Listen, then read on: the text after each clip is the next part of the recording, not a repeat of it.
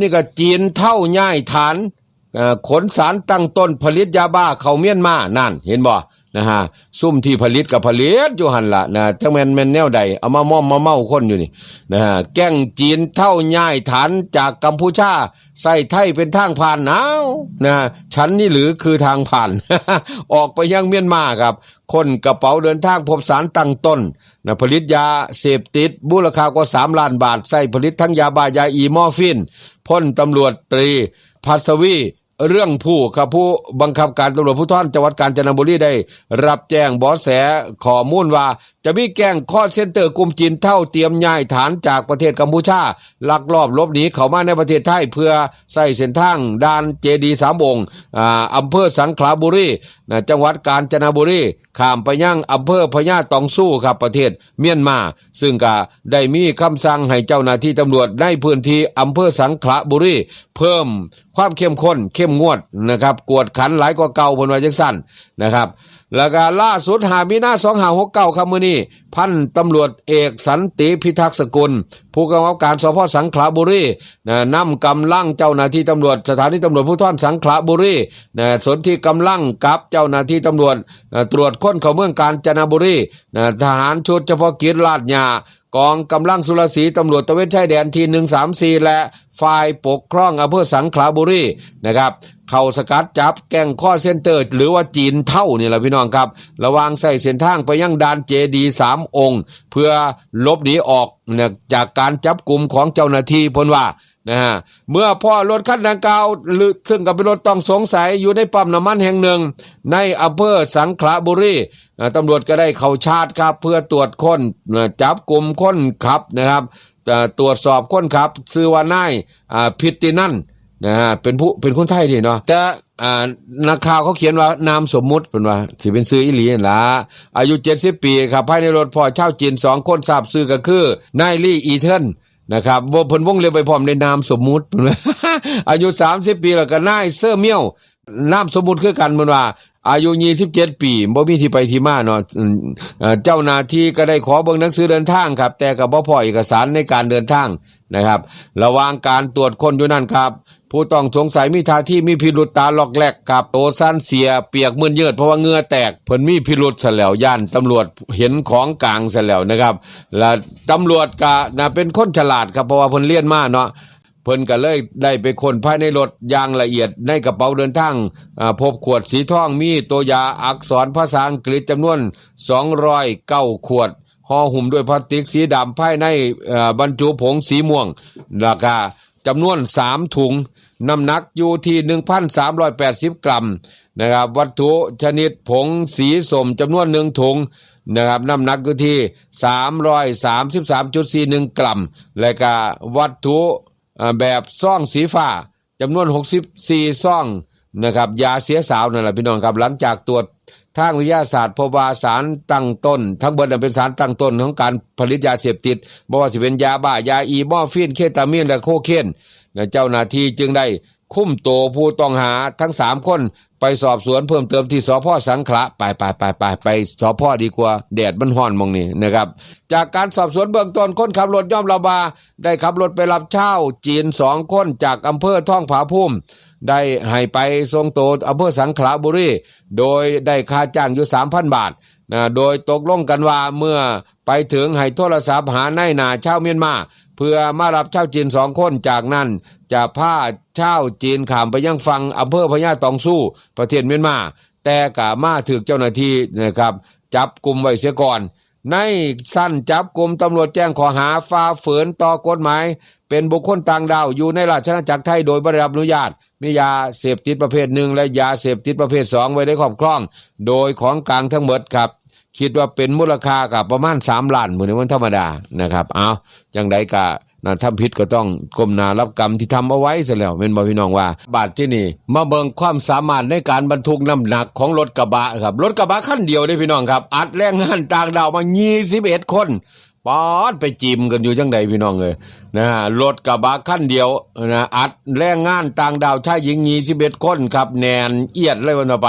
หวังลบเจ้าหน้าที่ตชด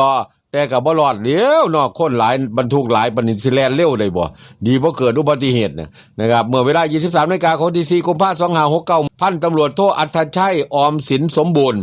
รองผู้กำกับการหัวหน้ากองร้อยตำรวจตระเวนชายแดนที่346อำเภอแม่สอดจังหวัดตากครับได้รับรายงานว่าจะมี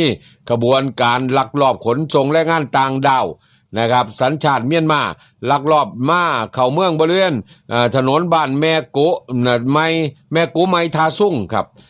เส้นทางมุ่งหน้าไปทางพุละบ้านแม่ตาวใกล้กับท่าขามที่29หมู่ที่9ตำบลแม่กุอำเภอแม่สอดจังหวัดตากจึงได้จัดกำลังนะครับของตำรวจตระเวนชายแดนชุดลาดตระเวนไปยังจุดซุ่มตรวจถนนลูกรังใส่สำหรับขนส่งพืชผลทางการเกษตรซะแล้วนะครับจนว่าไปพ่อรถต้องสงสัยเป็นรถกระบะ4 ประตูสีขาวทะเบียนตรงกับสายข่าวรายงานมาบอกก็เลยได้ให้สัญญาณหยุดรถแล้วก็ปิดล้อมรถเอาไว้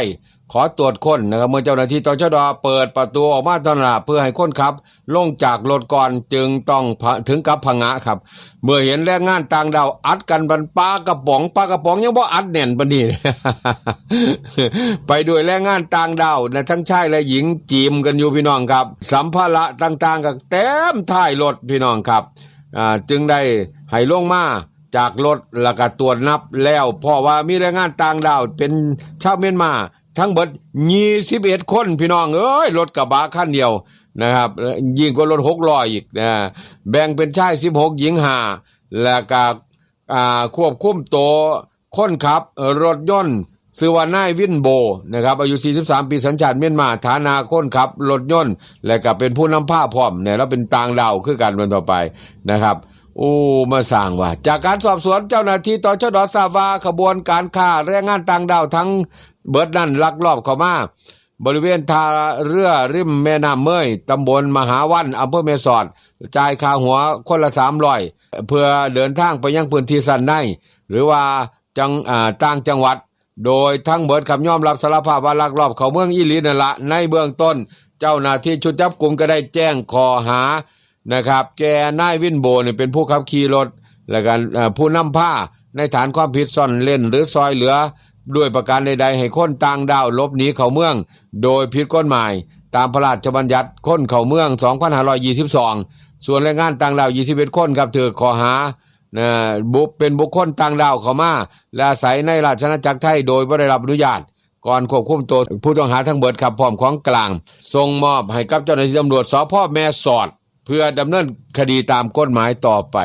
จีมกันมาจังได๋21 คน โอ้ยปวดโพบักโม่บักแตงแค่นตะลุบพร้อมมีพอเอ้ยนะครับสตง.ครับตรวจสอบระบบเตือนภัยล่วงหน้านะครับ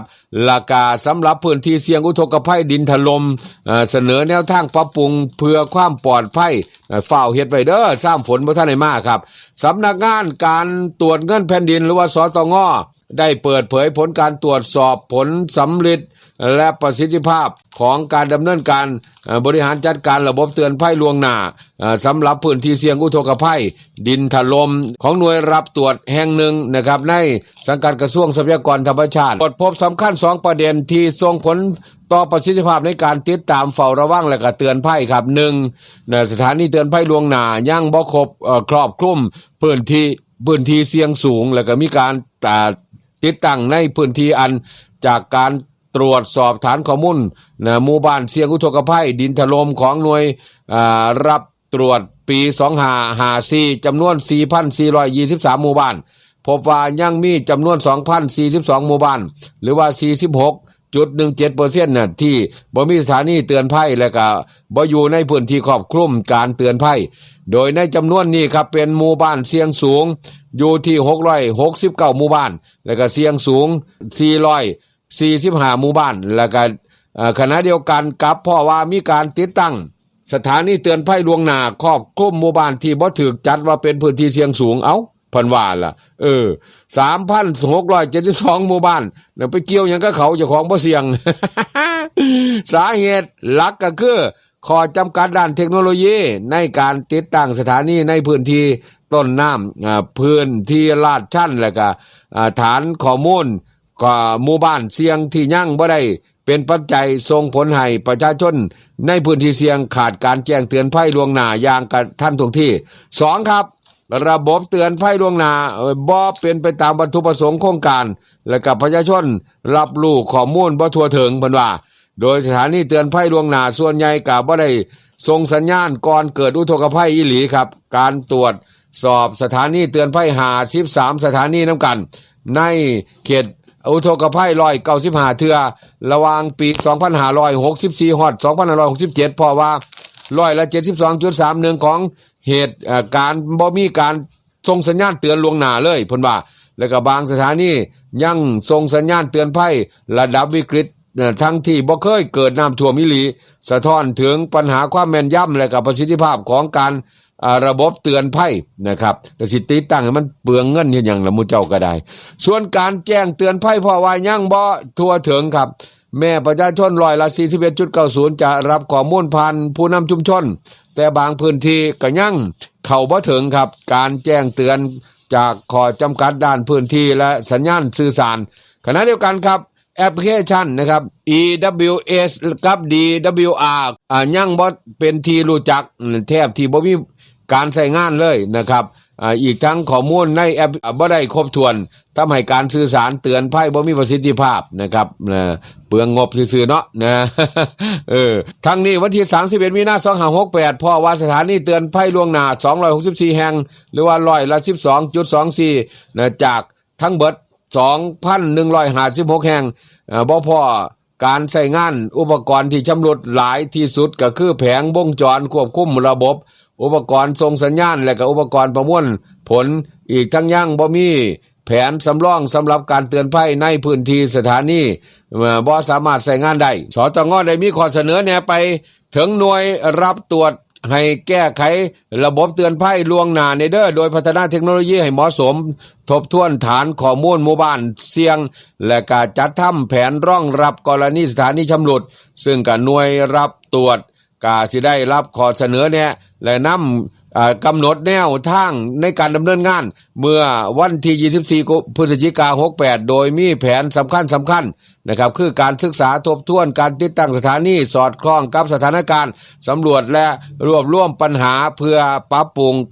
และก็กระบวนการทำงานเทคโนโลยีและก็เกณฑ์การตั้งค่าการแจ้งเตือนภัยศึกษาการพัฒนาเทคโนโลยีที่ทันสมัยเพื่อลดข้อจำกัดในการติดตั้งในพื้นที่ลาดชันเชิงเขาแล้วก็มีแผน